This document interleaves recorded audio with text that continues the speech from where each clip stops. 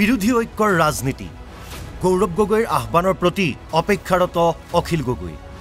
মিত্ৰতাৰ প্ৰক্ৰিয়া আৰম্ভ কৰা নাই গৌৰৱ গগৈয়ে বিজেপিক পৰাস্ত কৰাৰ লক্ষ্যৰে ৰাজ্যৰ বিৰোধী দলসমূহ ঐক্যবদ্ধ হোৱাৰ চৰ্চা চলি আছে গৌৰৱ গগৈয়ে প্ৰদেশ কংগ্ৰেছৰ সভাপতি হোৱাৰ পাছত সদ্যহতে মিত্ৰতাৰ কথা তল পৰিছে কিন্তু ৰাইজৰ দলৰ নেতা অখিল গগৈক এতিয়াই মিত্ৰতা লাগে আজি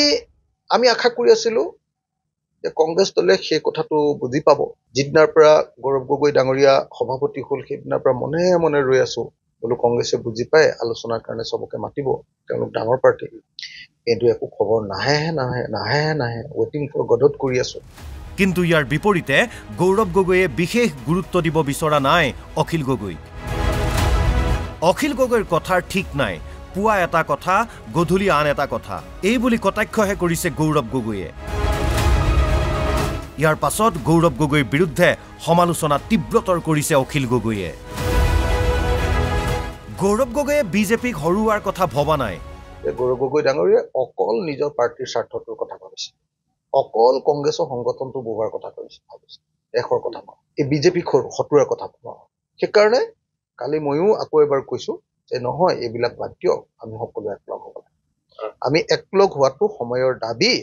আৰু যদি একলগ হ'ব নোৱাৰো বিজেপিক খেদিব নোৱাৰো আৰু বিজেপিক যদি খেদিব নোৱাৰো তেতিয়াহ'লে কংগ্ৰেছকো মানুহে ভাল পাব এনেকুৱা কথা প্ৰকৃততে বিৰোধীৰ মিত্ৰতাৰ প্ৰসংগ বৰ্তমান কি পৰ্যায়ত আছে ২৬ৰ বিধানসভা নিৰ্বাচনত বিজেপিক প্ৰত্যাহ্বান জনাবলৈ ৰাজ্যৰ সকলো বিৰোধী দল ঐক্যবদ্ধ হ'ব লাগে বুলি ব্যাপক চৰ্চা চলি থকা সত্ত্বেও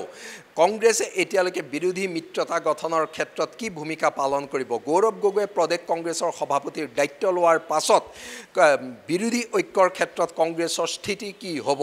তাক লৈ আন দলসমূহে প্ৰশ্ন উত্থাপন নকৰিলেও ৰাইজৰ দলে প্ৰশ্ন উত্থাপন কৰিছে হয় কিন্তু মৰ্চা গঠনৰ ৰাজনীতিৰ বাধ্যবাধকতা আছে মৰ্চা গঠনৰ ৰাজনীতিৰ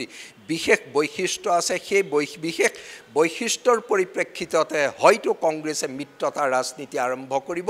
সেইকাৰণে মিত্ৰতাৰ ৰাজনীতি আৰম্ভ হ'বলৈ এতিয়াও বাকী আছে কেইটামান মাহ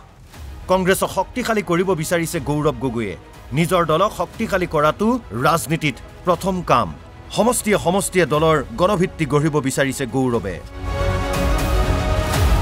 মিত্ৰতাৰ ৰাজনীতিৰ নিজস্ব বৈশিষ্ট্য আছে ঐক্যবদ্ধ হোৱাৰ পূৰ্বে দলকেইটাই নিজৰ শক্তি বৃদ্ধি কৰে এই কথা নিশ্চিত যে বিধানসভা নিৰ্বাচনৰ আগেহে মিত্ৰতা হ'ব আসন ভাগ বাটোৱাৰাৰ আলোচনা হ'ব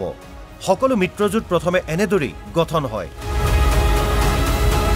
মিত্ৰজোঁট কেনেদৰে হ'ব সেয়া নিৰ্ভৰ কৰিব বিৰোধী নেতৃত্বৰ বিচক্ষণতাৰ ওপৰত নিজৰ শক্তি অনুযায়ী দৰদাম কৰে দলবোৰে জয়ৰ সম্ভাৱনা হয় মূল আধাৰ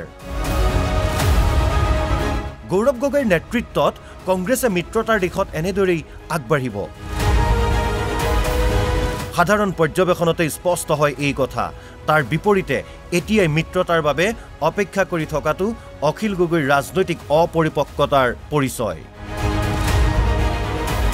চিলাপথাৰৰ পৰা কল্যাণ গগৈৰ সহযোগত news desk report NB news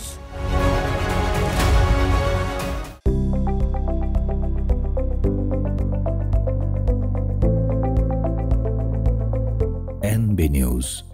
সহজ সৰল ভাষাত নৱভাৰতৰ কথা